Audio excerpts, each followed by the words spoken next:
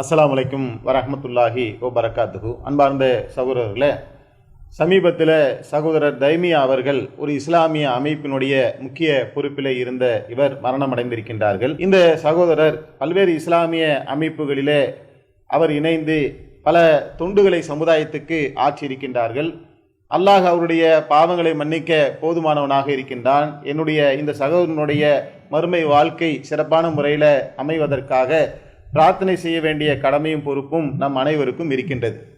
ஆனால் அதே நேரத்தில் இறந்துவிட்ட சகோதரர் தைமியா அவர்களுக்காக நினைவு போற்றக்கூடிய வகையில் நினைவேந்தல் நிகழ்ச்சிகளை நடத்தி வருகின்றார்கள். கடந்த ஜனவரி 14 இதற்கென்று ஒரு குறிப்பிட்ட ஒரு மண்டபத்தை பிடித்து அதில் தைமியா அவர்களின் நினைவை போற்றக்கூடிய வகையில் ஒரு நிகழ்ச்சியை ஏற்பாடு செய்திருக்கின்றார்கள். இதை போலவே கடந்த காலங்களிலே இந்திய தௌஹீத் ஜமாத் என்ற அமைப்பினுடைய தலைவராக இருந்த பாக்கர் அவர்களுக்கு நினைவேந்தல் நிகழ்ச்சியை நாங்கள் நடத்துகின்றோம் என்று நடத்திய காலகட்டத்திலேயே இதை நாம் கடுமையான முறையில் கண்டித்து இருந்தோம். ஒரு அரசியல் தலைவர், ஒரு இஸ்லாமிய இயக்கத்தை சார்ந்தவர்கள், பிரமுகர்கள் என்று அறியப்படக்கூடியவர்கள் மரணித்து விட்டார்கள் என்று சொன்னால் அவர்களுக்கென்று இந்த நினைவேந்தல் கொண்டாடுவது, நினைவை போற்றுவது என்கின்ற கலாச்சாரம் இப்பொழுது கொஞ்சம் கொஞ்சமாக தலை தூக்கி வருவதை நாம் பார்த்து வருகின்றோம். இது குறித்தான இஸ்லாமிய பார்வை என்ன என்பதை அறிந்து கொள்வதுதான் இன்றைய இந்த காணொலியினுடைய முக்கிய மைய கருவாக இருக்கின்றது. ஒருவர் மரணித்து விட்டார் என்று சொன்னால் அவருக்காக நாம் என்ன செய்ய வேண்டும் என்பதை குறித்தான வழிகாட்டுதலை நபிகள் நாயகம் ஸல்லல்லாஹு அலைஹி வஸல்லம் அவர்கள் நமக்கு வழங்கி இருக்கின்றார்கள். மரணித்து விட்ட ஒரு சகோதரர் கடனை விட்டு சென்றிருப்பார் என்று சொன்னால் அந்த கடனுக்கு அவருடைய வாரிசுகள் பொறுப்பேற்றுக் கொள்ள வேண்டும் என்கின்ற வழிமுறை நமக்கு இருக்கின்றது. அதே போல அவருக்காக சமுதாய மக்கள் ஜனாசா தொழுகையில கலந்து கொண்டு அவர் இணை வைக்காத நிலையில இருப்பார் என்று சொன்னால் அவருடைய ஜனாசாவில கலந்து கொண்டு அவருக்காக நாம் பிரார்த்தனை செய்வதை மார்க்கம் நமக்கு வலியுறுத்துவதை நாம பார்க்கின்றோம். அதே மாதிரி அவர் மரணித்த பின்னால் அவருடைய ஹாஜத்துக்கள் என்ன இருக்கின்றது? அவர் சில விஷயங்களை தர்மம் செய்ய வேண்டும் என்று விரும்பி இருப்பார், ஹஜ்ஜுக்கு போக வேண்டும் என்று விரும்பி இருப்பார், பிள்ளைகளுடைய வாழ்க்கை குறித்தான பல ஹாஜத்துகள் அவருக்கு இருந்திருக்கும். உயிரோடு இருக்கக்கூடிய நேரத்தில் அவர் எதுவெல்லாம் தன்னுடைய ஹாஜத்தாக நியத்தாக வைத்திருந்தாரோ அது ஹலாலாக இருக்கும் பட்சத்தில் அந்த ஹாஜத்தை நிறைவேற்ற வேண்டிய கடமையும் பொறுப்பும் அவருடைய வாரிசுகளுக்கு இருக்கின்றது என்பதை நமக்கு மார்க்கம் சுட்டி காட்டுவதை நாம பார்க்கின்றோம். அவ இப்படியெல்லாம் இறந்து விட்டவருக்கு என்று எதுவெல்லாம் செய்ய வேண்டும் என்று மார்க்கம் சொல்லி கொடுத்திருக்கின்றதோ அதை போக இப்பொழுது புதிதாக என்ன செய்யறாங்க, ஒரு நூதனமான ஒரு பிதத்தை அரங்கேற்றக்கூடிய ஒரு செயல்தான் நினைவேந்தல், நினைவை போற்றுகின்றோம் என்ற பெயர்களிலே நிகழ்ச்சி நடத்தி வருவதை நாம பார்க்கின்றோம்.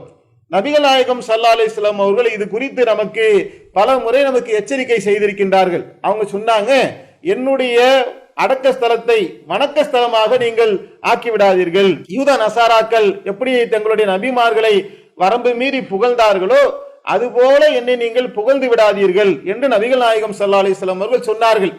புகழுக்கு தகுதியான, புகழ்வதற்குண்டான அனைத்து விதமான குவாலிபிகேஷனும் தகுதிகளும் உடைய நபிகள் நாயகம் ஸல்லல்லாஹு அலைஹி வஸல்லம் அவர்கள் ஏன் தன்னுடைய மன்னரை அடக்க ஸ்தலத்தை ஏன் வரம்பு மீறி புகழக்கூடாது என்று ஏன் சொன்னார்கள்?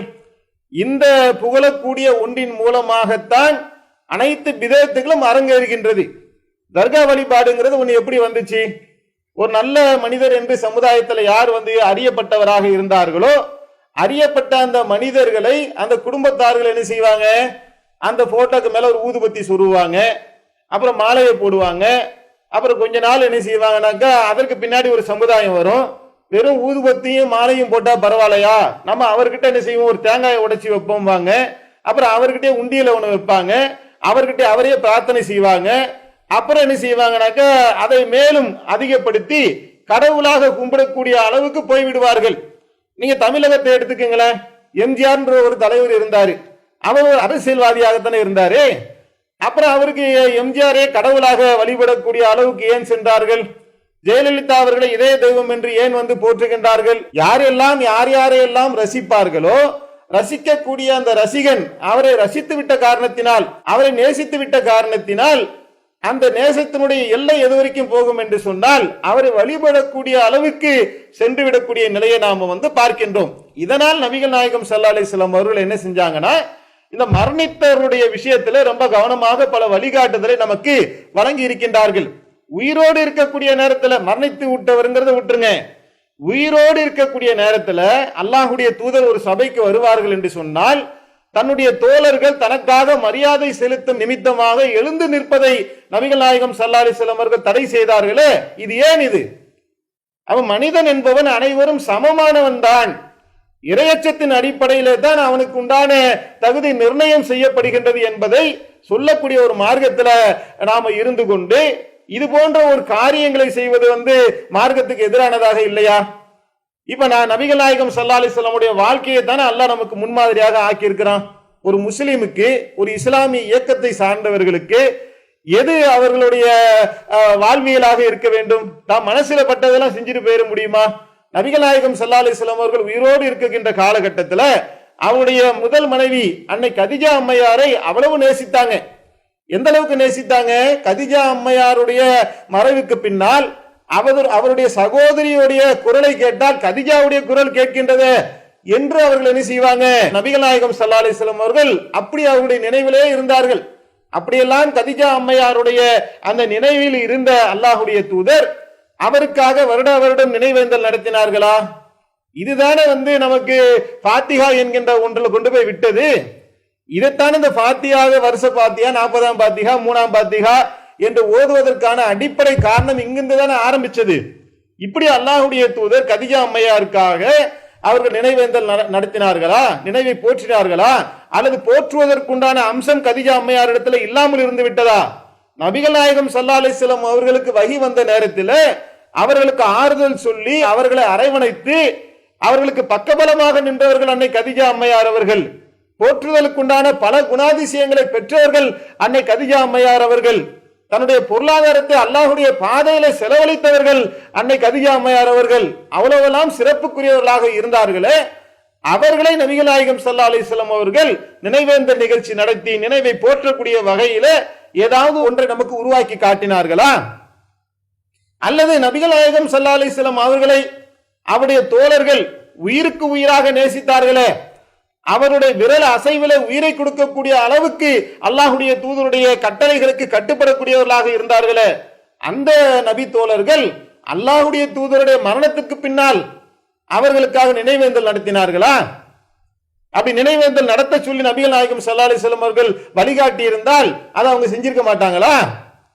அப்ப நமக்கு என்ன தெரியுது? நபிகள் நாயகம் ஸல்லல்லாஹு அலைஹி வஸல்லம் அவர்களும் செய்யவில்லை, நபிகள் நாயகம் ஸல்லல்லாஹு அலைஹி வஸல்லம் அவர்களை நேசித்த நபித்தோழர்களும் அதை வழிமுறையாக ஆக்கி செய்யவில்லை என்று சொன்னால், இந்த நினைவேந்தல் என்கின்ற ஒன்று, நினைவை போற்றுகின்றோம் என்கின்ற பேரில் வரக்கூடிய ஒவ்வொன்றும் தனி பிதஅத்தாக பரிணமிக்கும். மார்க்கம் அறிந்த கற்றறிந்த மார்க்க அறிஞர்கள் இது குறித்து அவர்களுக்கு உரிய முறையில சொல்ல வேண்டிய கடமையும் பொறுப்பும் எங்களுக்கு இருக்கின்ற காரணத்தினால் சகோதரர் தைமியா அவர்கள் குறித்து நமக்கு நம்முடைய பார்வையை பொறுத்தவரையிலும் அவருடைய பிழைகளை, பாவங்களை, தவறுகளை இருந்தால் அல்லாஹ் மன்னிக்க போதுமானவனாக இருக்கின்றான். அவருக்காக நாம் அனைவரும் பிரார்த்தனை செய்வோம். இது அனைவருடைய கடமை. எனக்காக நீங்க செய்ய வேண்டும், உங்களுக்காக நான் செய்ய வேண்டும். இது சமுதாயத்தின் மீது உள்ள ஒரு கடமை. ஆனால் அதே சமயத்துல நான் போற்றுகின்றேன், நினைவேந்தல் செய்கின்றேன் என்ற பேரில் இது போன்ற ஒரு கலாச்சாரத்தை உருவாக்குவது என்பது அது நூதன அணுகுமுறையாகத்தான் இருக்கும். இது ஒரு பிதஅத்தாகத்தான் இருக்கும். இதைத்தான் சுன்னத்துல் ஜமாத்தை சேர்ந்தவர்கள் இந்த அடிப்படையை உருவாக்கித்தான் நபிகள் நாயகத்தை நாங்கள் புகழுகின்றோம் என்ற பேர்ல தானே மீலாது விழா கொண்டாடுறாங்க. மீலாது விழா கொண்டாட்டத்தை கண்டிக்கக்கூடிய தௌஹீது சிந்தனை உடையவர்கள். அப்ப நாங்க புகழ்வதற்கு நபிகள் நாயகம் ஸல்லல்லாஹு அலைஹி வஸல்லம் அவர்களே தகுதியானவர்கள் தானே. தகுதி உடைய அவர்களையே நாம என்ன செய்யறோம் சொன்னா, இல்ல இது அல்லாஹ்வுடைய தூதர் காட்டி தந்த வழிமுறைக்கு எதிரானது, இது பிதஅத் என்று சொல்லித்தான் அந்த மீலாது விழா கொண்டாட்டத்தை தௌஹீதுவாதிகள் எதிர்க்கின்றார்கள். தைமியா அவர்களே உயிரோடு இருந்திருந்தால், பாக்கர் அவர்களே உயிரோடு இருந்திருந்தால், அவர்கள் கொள்கையை நன்கு விளங்கி அவர்கள் ஒரு சத்திய பாதையில பயணம் செய்யக்கூடிய அவர்களே இருந்திருந்தாலும் கூட எனக்காக இந்த நினைவேந்தலை செய்யாதீங்கன்னு தான் சொல்லியிருப்பாங்க. அல்லாஹும் அல்லாஹ்வுடைய தூதரும் எதை சொன்னார்களோ, எதை செய்தார்களோ அதன்படி ஒரு மனிதன் வாழ்வதுதான் அவனுக்கு மறுமையில ஈடற்றத்தை தருமே ஒழிய இந்த மாதிரியான காரியங்களை நாம் செய்வது ஏற்புடையதாக இல்லை என்கின்ற இந்த கருத்தை ஆழமாகவும், இனி வரக்கூடிய காலகட்டங்களில சமுதாய தலைவர்கள், அரசியல் பிரபலங்கள், இஸ்லாமிய இயக்கத்தை சார்ந்தவர்கள் மரணித்தார்கள் என்று சொன்னால் அவர்களுக்காக நான் நினைவேந்தல் நடத்துகின்றேன், நினைவை போற்றுகின்றேன் என்ற ஒரு செயலை செய்வது அது மார்க்கத்துக்கு முரணானது என்பதை இந்த தருணத்தில் நாங்கள் அறிய தருகின்றோம். மாறாக ஏன் இதை செய்யறாங்க? பிற அரசியல் தலைவர்கள் நீங்க பார்க்கலாம்.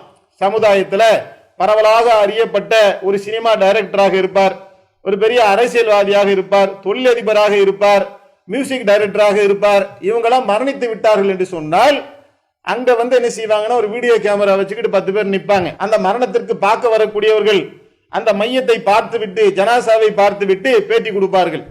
என்னன்னு பேட்டி கொடுப்பாங்க? இவர் எப்படியாப்பட்டவர் தெரியுமா, இவருடைய சிறப்புகள் என்ன தெரியுமா என்று அந்த கேமராவிற்கு முன்னால் ஒவ்வொருத்தர்களும் என்ன செய்வாங்கன்னா பேட்டி கொடுத்து விட்டு செல்வார்கள். இதை காப்பி அடித்து தான் இது மாதிரி நாம ஒண்ணு செஞ்சா என்ன, இப்படி செய்வது அவருடைய புகழை பரப்புவதற்கு பயனளிக்கும் என்று இந்த ஒரு அரசியல் தனமாக இதை செய்வதை நாம பார்க்கிறோம். மார்க்கத்தினுடைய வரம்புகளை மீறி அரசியல்வாதிகளை போல செயல்படக்கூடியவர்கள் எந்த எல்லைக்கும் செல்வார்கள். அவங்க கோயிலுக்கும் போவாங்க, சர்ச்சுக்கும் போவாங்க, பரிவட்டமும் கட்டுவாங்க, தீ மிதிக்கவும் செய்வாங்க, அழகு குத்தி கொள்ளவும் செய்வார்கள். மார்க்கத்தினுடைய அனைத்து வரம்புகளிலும் காலிலே தூக்கி போட்டு மிதித்து விட்டு அரசியலிலே நான் மக்களிடத்தில் ஓட்டு வாங்குவதற்கு என்ன வழி என்பதைத்தான் ஒரு அரசியல்வாதி செய்வார்கள். இதை இஸ்லாமிய பெயர் தாங்கிகளாக இருக்கக்கூடியவர்கள் இந்த வேலையும் செய்து கொண்டு அதுல இப்ப புதிதாக என்ன செஞ்சிருக்காங்க, இந்த நினைவேந்தல், நினைவை போற்றுகின்றோம் என்கின்ற ஒன்றை சேர்த்திருக்கின்றார்கள். இது ஒரு விதத்தை நோக்கி அழைத்து செல்லக்கூடிய ஒன்று, அல்லாஹும் அல்லாஹ்வுடைய தூதரும் காட்டி தராத ஒன்று, அல்லாஹ்வுடைய கோபத்துக்குரிய ஒன்று என்பதை இந்த தருணத்தில சமுதாயத்திற்கு நாங்கள் அதை எடுத்து சொல்லி இது போன்ற தீமைகளிலிருந்து விலகி வாழக்கூடிய நன்மக்களாக அல்லாஹ் நம் அனைவரையும் ஆக்கி அருள் புரிவானாக என்று பிரார்த்தனை செய்தவனாக நிறைவு செய்து கொள்கின்றேன். வாகிர்துவானா அனில் அல்ஹம்துலில்லாஹி ரப்பில் ஆலமீன். அல்லாஹு அக்பர், அல்லாஹு அக்பர்.